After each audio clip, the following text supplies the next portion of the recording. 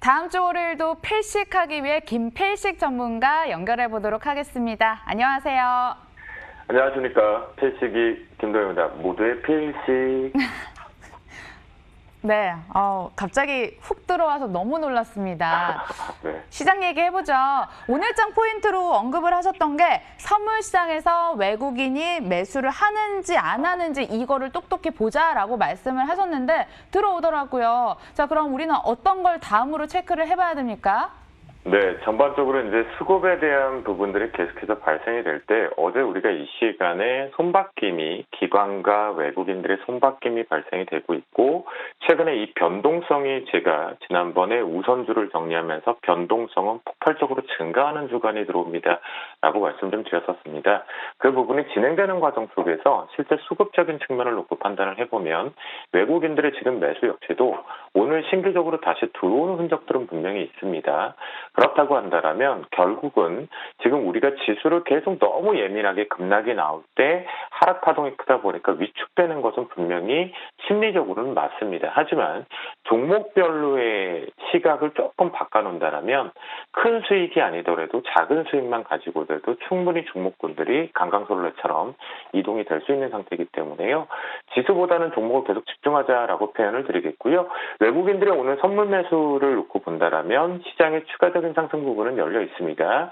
코스피 시장 쪽에서의 수급이라든가 코스닥 시장 쪽의 외국인들 수급을 보면 전반적으로 오늘 장중 내내 이 외국인들의 특징 중에 하나가 외국계 창구로 집게 되는 쪽에서는 일단 매수 우위 쪽이 조금 더 많이 열려지는 모습이었고요. 그리고 프로그램 쪽에서는 여전히 매도 압박 부분으로 발생을 했었지만 실제 클릭을 하고 들어와 있는 외국인들 수급 같은 경우는 트레이딩 관점 쪽에 집중되면서 종목군들을 좀 끌고 올려주었다라고 볼 수가 있겠습니다. 여기에 오늘장 부분을 놓고 판단을 해보면 우리가 지수 쪽이나 수급의 특징을 놓고 봤을 때 전반적으로 제가 이제 선물 시장 쪽의 수급을 가지고 말씀을 좀 드리고 있죠. 그런 과정 쪽에서 두 자리를 한번 이렇게 직선을 그어놓고 판단을 하자라고 표현을 좀 드렸습니다. 이런 부분을 놓고 보면 우리나라는 이제 한번 다시 계속 갭으로 장중 부근의 물량을 소화하고 있지만 갭으로 물량을 지금 가볍게 소화를 하지 못하면 위쪽 고점 부분에 대한 이 부분을 뚫어내기가 만만치 않습니다. 그래서 계속 종목에 대한 집중 트레이딩을 할 필요가 있겠는데요. 만약 지수의 흐름을 전체 놓고 본다라면 여전히 조금은 진짜 단기적인 진짜의 바닥을 확인하는 구간. 그러니까 여기서 최소한 이렇게까지는 내려오는 시장의 싸움이 하나가 필요한 구간이다라고 보시면 좋겠고요. 이럴 때 종목을 내가 어디서 잡아놓느냐가 좀 중요합니다. 그런 관점에 놓고 보면 지수의 위치는 바닥 확인하는 다음 주를 찾아가자라고 말씀을 좀 드리겠고요. 오늘 부분에서 종목에서 그 부분과 관련돼서 힘을 좀 보았는데요. 첫 번째 시장, 미국 시장 쪽의 변동을 우리가 좀 판단을 할 수가 있었죠. 추가적인 연속성 부분과 어제 우리가 마지막 손바뀜이 나오면서 오히려 오늘 갭 상승 가능성을 좀 우리가 전략적으로 좀 세워놓고 들어오는 부분이었는데요. 그 부분에서 돌발적으로 호재가 나왔죠. 금융주로. 그래서 특징적으로 보는 KB금융을 좀 보겠습니다. 실적에 대한 부분들 우려는 없지만 배당금 축소 부분에 대한 우려가 있었죠. 그런데 이 부분이 화답은 됐지만 고점이 예전만큼 이런 식으로 핫하게 올라오지 못했다라는 걸 감안해 보면 역시 지수의 위치상과 이 지수를 끌어올려줄 대형주의 입장에서는 고점이 계속 막혔다라는 부분을 파악해 볼 수가 있겠고요. 또한 여기서 우리가 이제 다음 주 그래 지수 상관없고 내가 종목을 볼 때 먼저 이렇게 또 잘 쉬어주었던 지주사들 SK 해당이 될 거고요. 어제 리뷰에서 또 LG도 해당이 되겠죠. 지주사. 그리고 올해 꼭 이 LG그룹은 미운홀이라고 생각하지 말고 내 포트에서는 꼭 한 번쯤 매매해야 되는 그룹사 특징 중에 하나가 있다라고 바라보시면 좋겠고요. 마지막 가장 핫했던 건 아마도 오늘 돌발적인 이슈 부분들을 끌고 와서 후발주자였음에도 불구하고 폭등이 나왔던 에이스테크겠죠. 두 마리의 토끼를 갖고 있다라고 볼 수가 있겠는데요. 부품단 부분, 휴대폰 관련 쪽의 부품단, 그리고 또 하나는 역시 5G 통신 쪽에 관련 부분이죠. 꽉 차야 되는 부분들이 있었던 것에 물량이 전반적으로 업황 자체가 그대로 윗꼬리는 날렸지만 이건 심리적인 부분이겠고요. 그런 관점에 놓고 본다면 S테크 같은 경우는 앞으로 좀 중요한데요. 여기 12,400원을 이탈하지 않는다라면 좀 더 파동이 열려 있다라고 볼 수가 있겠고요. 시간착으로 S테크가 먼저 쉬고 나머지 후발주자가 들어갈 것 같은데요. 그와 관련된 종목은 잠시 뒤에 제가 내일장 관심주로 표현을 좀 드려보도록 하겠습니다. 네, 그 사이에 시장이 마감됐습니다. 삼성전자 위주의 강세가 나타나면서 코스피 1% 상승 흐름이었고 코스닥은 그에 비해서 좀 저조했다. 0.03% 오름세 마감 지었습니다. 자, 시장까지 체크를 해봤고요. 계속 이어가 보도록 하죠. 모두가 필식, 모두가 해야 하는 이유가 여기 있었습니다. 수익률 체크 도와드릴게요. KMW는 10.80%의 오름세, PI 첨단 소재 3.32% 견조했고요. 원익 IPS도 디젤세라 8% 수익을 기록을 하고 있습니다.